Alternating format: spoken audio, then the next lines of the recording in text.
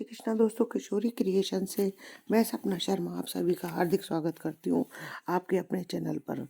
दोस्तों, आज के वीडियो में मैं आपके लिए माघ मास महात्म्य के 23वें दिन की कथा लेकर के आई हूँ।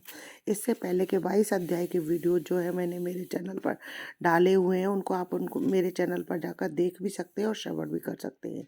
माघ मास महात्म्य की 23वें दिन की कथा में हम जो है राजा चित्ररथ की कथा लेकर के आए हैं। पर इससे पहले जो हम गायत्री मंत्र के मैंने पिछली वीडियोस में आपको विविध रूपों के बारे में बताया है, तो आज मैं आपको गायत्री मंत्र के राम गायत्री मंत्र के बारे में बता रही हूँ। यदि आप इस राम गायत्री मंत्र का जाप करते हैं तो इससे आपके मान सम्मान में जो है वृद्धि होती है। तो आइए जानते हैं राम गायत्री मंत्र। ओम दशरथाय विद्महे सीता वल्लभाय धीमहि तन्नो रामा प्रचोदयात्। ओम दशरथाय विद्महे सीता वल्लभाय धीमहि तन्नो रामः प्रचोदयात्। ये राम गायत्री मंत्र है जिसका जाप करने से जो है आपके जीवन में आपको मान सम्मान में वृद्धि की प्राप्ति होती है। इसके अलावा मैं आपके लिए जो है सीता गायत्री मंत्र भी बता रही हूँ। सीता गायत्री मंत्र के जाप करने से जो है शक्ति में वृद्धि होती है। तो आइए ये जानते हैं सीता गायत्री मंत्र। ओम जानकी नंदने भूमि सुताय धीमहि तन्नो सीता प्रचोदयात्।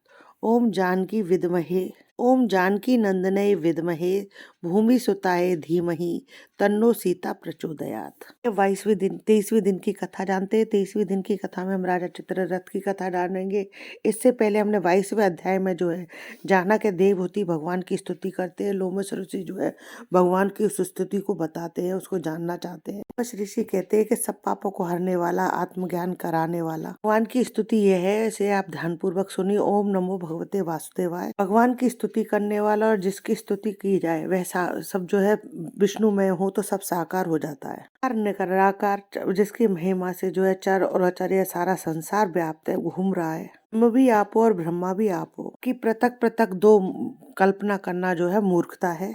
विष्णु आपसे जो है संपूर्ण सुखों को देने वाली बुद्धि उत्पन्न होती है। अब आगे का वृत्तांत तो जो हम 23वें अध्याय में जानेंगे, आइए जानते हैं। लोमश ऋषि कहने लगे कि जिस पिशाच को देवदूती ने मुक्त किया वह पहले द्रविड़ नगर में चित्र नाम वाला राजा था।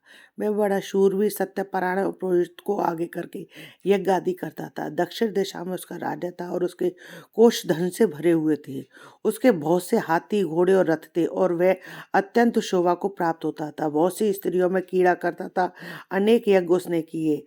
वह नित्य अतिथियों की पूजा करता था और शस्त्र विद्या में निपुण था और ब्रह्मा, विष्णु और महेश सूर्य की पूजा सदैव किया करता था। वह जंगल में भी स्त्रियों से घिरा हुआ कीड़ा किया करता था।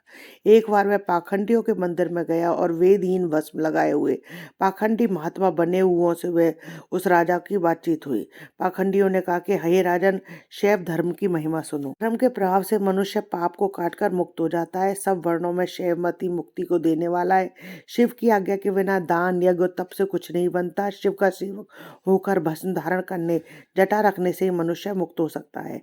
जटा धारण करने तथा भस्म लेपन से ही मनुष्य शिव के समान हो जाता है। इसके बराबर कोई पुण्य नहीं है। जटा भस्म धारण किए हुए सभी योगी शिव के सदस्य होते हैं। अंध, जड़, नपुंसक और मूर्ख सब जटा से ही पहचाने जाते हैं। शूद्र वर्ण के शैव भी पूजनीय है। विश्वामित्र छत्री होकर तप से ब्राह्मण हो गए। वाल्मीकि चोर होकर उत्तम ब्राह्मण हो गए। अतः शिव पूजन में किसी बात का विचार नहीं है। तप से ही ब्रह्म तत्व प्राप्त होता है, जन्म से नहीं। इस कारण शैव का दर्शन उत्तम है तथा शिव के सिवाय दूसरे देवता का पूजन ना करें। शिव तपस्वी को विष्णु का त्याग करना चाहिए, ना ही विष्णु की मूर्ति का पूजन करना चाहिए। विष्णु के दर्शन से शिव का ध्रुव उत्पन्न होता है। शिव के ध्रुव से रौरवादी नरक मिलते हैं। इसी से भवसागर से पार होने के लिए विष्णु के नाम भी नहीं लेना चाहिए। शिव भक्त निशंक होकर जो शिव से प्रेम करता है वह कैलाश में वास करता है, इसमें कुछ भी संदेह नहीं है। धर्म के पालन करने वालों का कभी नाश नहीं होता है। इस पाखंडी के ऐसे वचन सुनकर राजा ने मोह में आकर उनका धर्म ग्रहण कर लिया और वैदिक धर्म को त्याग दिया। श्रुति, स्मृति और ब्राह्मणों की निंदा करने लगा। उसने अपने घर के अग्निहोत्र को बुझा दिया और धर्म के कार्य बंद कर दिए। विष्णु की निंदा, वैष्णवों से द्वेष करने लगा।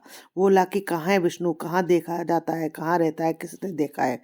जो लोग नारायण का भजन करते थे उनको दुख देता था। पाखंडियों का मत ग्रहण कर राजा वैदिक धर्म, व्रत, दान और दानियों को नहीं मानता था। अन्याय से दंड देता वह कामी राजा सदा स्त्रियों के समूह से घिरा रहता और क्रोध से भरा रहता। गुरु और पुरोहितों के वचनों को नहीं मानता था। पाखंडियों को पर विश्वास करता हुआ उसको उनको गांव, हाथी, घोड़े और सुवर्ण आदि देता था। उनके सब कार्य करता, भस्म धारण करता, मस्तक पर जटा रखता और जो कोई विष्णु का नाम लेता उसको वध का दंड दिया जाता। उसने ये डोडी भी पिटवा दी कि जो कोई विष्णु का नाम लेगा उसे दंड दिया जाएगा। इसके डर से ब्राह्मणों तथा वैष्णवों ने उस देश को छोड़ दिया, दूसरे देशों में चले गए। सारे देशवासी केवल नदी के जल से जीते थे, जीविका से दुखी होकर वृक्ष आदि नहीं लगाते थे, न ही खेती करते थे।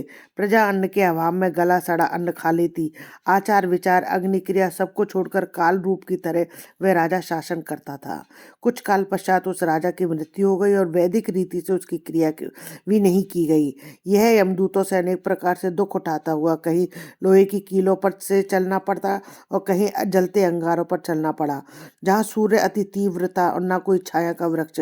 कहीं लोहे के डंडों से पीटा गया, कहीं बड़े बड़े दांतों वाले भेड़ियों और से काटा गया। इस प्रकार दूसरे पापियों का हाहाकार सुनता हुआ वह राजा यमलोक में पहुंचा। तीसरी माघ मास मात्ता में 23वां अध्याय समाप्त। हम आगे की कथा जो है हम 224वें अध्याय में जानेंगे। यदि आपको मेरा ये वीडियो अच्छा लगे तो प्लीज़ मेरे वीडियो को ज़्यादा से ज़्यादा लाइक और शेयर करें फैमिली और फ्रेंड में। यदि आपने अभी तक मेरे चैनल को सब्सक्राइब नहीं किया है तो इसे सब्सक्राइब करना ना भूलें। पास ही बेल आइकन को दबाएं जिससे मेरे आने वाले हर नए वीडियो का नोटिफिकेशन आपको मिल जाए। जय श्री कृष्ण दोस्तों।